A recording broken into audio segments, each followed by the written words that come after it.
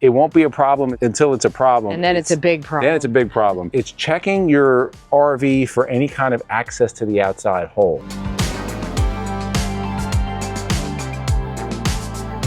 Just take a quick visual. Look at everything, make sure everything's looking good.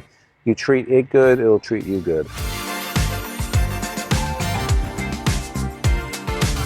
When you own an RV, the focus is almost always on your destination, where you're going to get to next, how much fun you're going to have, and that is the point of RVing. However, if you want to increase the chances of you getting to those places and having fun, there's a few things you should be doing as an owner regularly. That way you can maintain that RV. In this video, we're going to talk about some of those things you should be doing regularly. If you enjoy the RV lifestyle and everything that comes along with it, and you like seeing all different types of RV content, we ask that you subscribe. It's free. Subscribe and hit the notification bell. This way you'll be alerted every time we release a new video. Now, if you have steps in your RV, and it's very common, whether it's a towable or a motorized, some are mechanical and some are powered. We happen to have powered steps, but this is going to apply to all of them. You want to make sure the steps are lubricated regularly. Why do I say this? Especially if you're driving in adverse conditions, in snow or in rain. A lot of stuff will kick up in here, and a lot of times, especially with the ones with motors like we have, the more friction, the more tension that motor has to go through, the quicker it's going to fail. So these are some quick tips, quick thing you can do. We'll do it specifically on our steps, but this is going to be universal for all steps. So you want to use a good lubricant. This is what we use. It doesn't have to be this, but this is what we like. It's Hot Shot's Secret Never Rust lubricant. Why do I like this? Because it's 20 times more rust protection than WD-40, and it gives about 2,700 hours of rust and corrosion protection. The only reason I'm saying that because it's printed on the bottle, but it does really do a good job, and you can use it for all different type of applications. So what I'm going to do over here, just any points,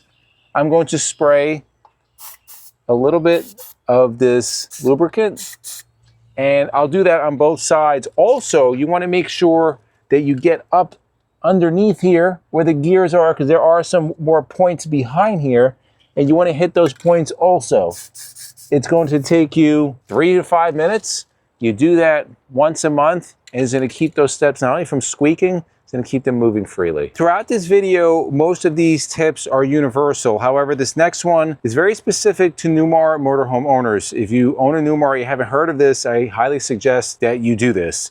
It's going to be the motor mount bolts. And this is a little bit of a design flaw from Newmar. It's very well known. So if you have these electric slides, there's going to be motor mounts. This is what moves the slides in it. And there's going to be bolts holding these motor mounts into brackets. Now, for this motorhome specifically, we're going to have one for this slide, one for this slide that's going to be under the bed. And then on the full wall slide, 2015 and older, there's going to be 2 of those because those are electric slides. After 16 or 16 and later, there's going to be a hydraulic slide. So at least on that slide, you're not going to worry about it. But on these electronic ones, it's still an issue.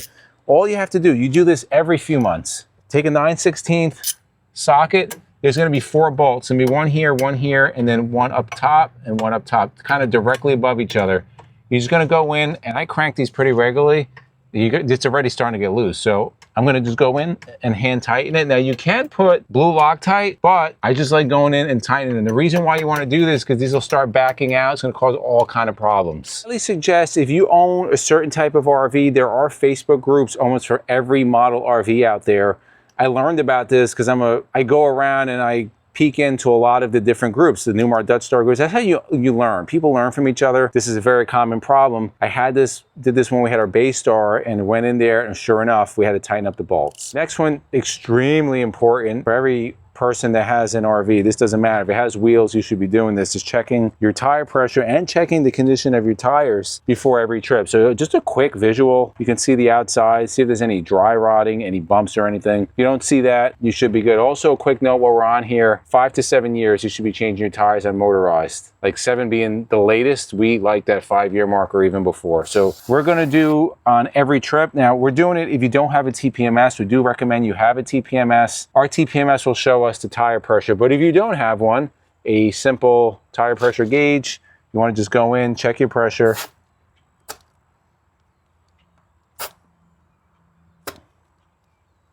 This is set at bar 120 psi. So we're at 120 psi, which is about right. You also want to consider if you're going from extreme environments like super cold to super hot, remember the pressure is going to change. So you want to have your coach weighed, set the pressure according to the recommendation by the tire manufacturer, and if you go through extreme conditions, you may have to readjust your cold pressure. So if you're new to RVing or you're a veteran RVer, you know most RVers don't have one RV in their life. They get multiple RVs, and a lot of people will start at a towable and then they move up to a motorhome, much like we did. One great tool, whether you're buying or selling a motorhome, is motorhomefinders.com. That's what we used to sell our motorhome. Obviously, the purchaser used that to buy their motorhome. They're a third party, neutral party that allows you to be able to sell or buy a motorhome with very little risk. Why do we say that? When we were buying our motorhome, we didn't want to sell it privately just because we didn't want people showing up with no interest in buying our motorhome. Motorhome Finders, what they did for us, we listed through them. We had to provide them with the appropriate title and proof that this was a legitimate motorhome for sale. They sent out a professional photographer to make it look great. And then they vetted out the buyers. So we knew that anybody that was contacting Motorhome Finders and then contacting us was a legitimate buyer. Now for the buyer, they knew they were getting a legitimate motorhome because we were already vetted. It's a great service that takes a lot of the headache out of buying and selling a motorhome. Now, if you want to learn more about motorhomefinders.com, we'll put the link down below, but they also have a free buyer's guide, which is going to ask a lot of questions from the value of your motorhome, what you should be looking for in a motorhome lifestyle fit you best, inspections, things to look for. It's a free downloadable, and we'll put that link down below. Walk and talk. You may be asking what kind of TPMS we use. We use a HaloView, the BT7. We've done videos on that. If you want more information, we'll put the link down below to the one we have. A lot of people asked about that. Let's talk about the next thing, and this one is, it won't be a problem until it's a problem. And then it's a big problem. Then it's a big problem. It's checking your RV for any kind of access to the outside hole. So how can you do that? Very easy way to do it is if you have your RV at night, turn the lights on. If you see any light coming through the outside, that light is anywhere where critters can get in, and you don't want that. But one place you want to plug those. So plug them with foam, with steel wool, whatever you have to do. Plug out any holes that critters get access to. Another place which is very common, I just want to show you, and some people don't think about this. If you can see, we have our sewer hose, right? And the sewer hose kind of looks like a nice little ramp, because if you show, hon, where it's coming from, it looks like a perfect little walkway for rodents. For rodents, yeah. We've been doing this for a long time. We've never had mice come in here. So you can see it comes up, and then there's a hole here. So I go and I stuff whatever I can. Now you can use rubber. I just use microfiber towels, gloves. There's no space. Not only rodents, bugs. If you have any holes exposed like this, plug them up. I promise you, there are holes and you are out there. Something will get in, and ask Tom and Missy Northam about that. They'll comment below, Tom and Missy, about your experience with rodents in an RV. Actually, it looked like a rat. You certainly don't want that. You RV long enough, at some point, you're probably gonna get caught in the rain, whether you're driving or you're stationary. So you want to make sure you check your roof and your gutters. Check them at least once a month. Now we do have a Flex Armor no maintenance roof, so it's a little bit different for us. We have no seals up there. That roof is pretty bulletproof, so all we're checking for is if there's been any damage to that roof. But most RVs do have seals. You want to check those seals regularly. You want to be checking for cracking, for drying, any holes in it. You may not see a leak right away, but that is what will cause leaks. The other thing you want to check that's often neglected is your gutters, or are your gutters. So there's different types of gutters out there. On these motorhomes like this, these gutters are integrated, and we go in at least once a month and check, because if they get clogged, everything starts spilling over the side. So our drainage is going to be one here, one on that side, and then one on the back, which the two rear ones will dump in the rear. So if we turn the air on or it's raining and there's not water coming down here, we know they're clogged. If you have other type of RV, common one like you see in our neighbor here are these type of ones that you'll have the gutter running down the side. Some of them will have these spouts, some won't, but you just want to go in there with some air, clean it out, because you want everything flowing away from that roof and down away from your RV. Now we did a full video on how to clean these integrated gutters, very easy. We'll link that up above. We found an easy way to clean it just with water. All right, the next thing is just some basic things you want to check if you have a motorhome. Now, obviously a diesel will be in the rear unless you have a Super C, but if you have an engine, then you want to check. But if you're towing a towable, do this on your truck. Also, very important, check the oil, guys. This is a super, I mean, this is a basic thing. If you have an internal combustion engine, You want to check the oil. Very simple. The oil stick will be here. You pull it out, quick wipe. I don't need to tell people how to check oil, but it's quite a simple thing. But we'll just check ours right away, and it should be good because we just had our oil changed. And let's see here. Yeah, we're good.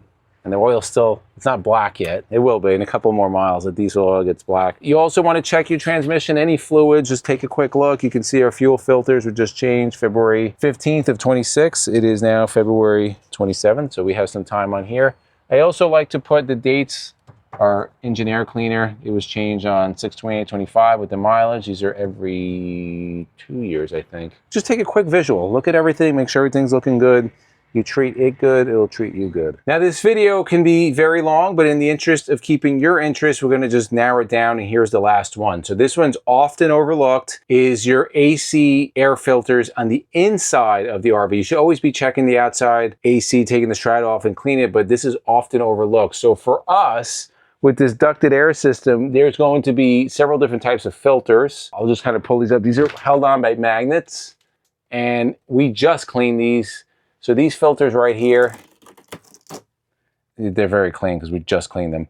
You want to take them out, run them under warm water, and just let them air dry.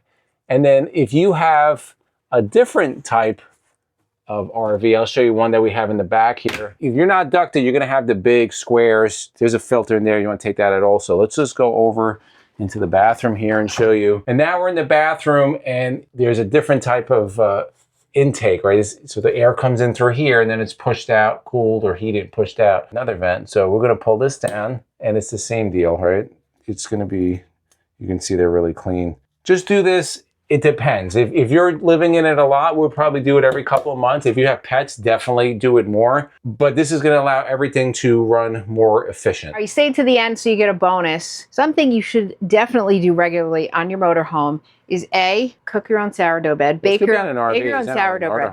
Well, yeah, at home too. We have a full video on how we bake our sourdough bread, so we'll link that up above. Another thing you should do, you're probably going, oh my gosh, your motorhome is so dirty. What you should also do is get rid of your garbage after you get back from Costco. So we just had a huge Costco run, so we have all our boxes stacked. So yeah, obviously clean up after yourself is a good one. So I hope you got a laugh and learned some information from this video. Like we said earlier, there are a lot of different things you should be doing on your RV. What you shouldn't be doing is just setting up and forgetting it. That's going to cause you problems over time and a lot of frustration, which is what you don't want. Yeah, put below other things. Obviously, there's a lot more that we do, but put below some of your top things. Do you do all of these? Do you do some? And what else do you do? And if you like videos like this, we're going to put a playlist of DIYs as well as a playlist of RV Central upgrades. We thank you guys for watching, and we'll see you on the road.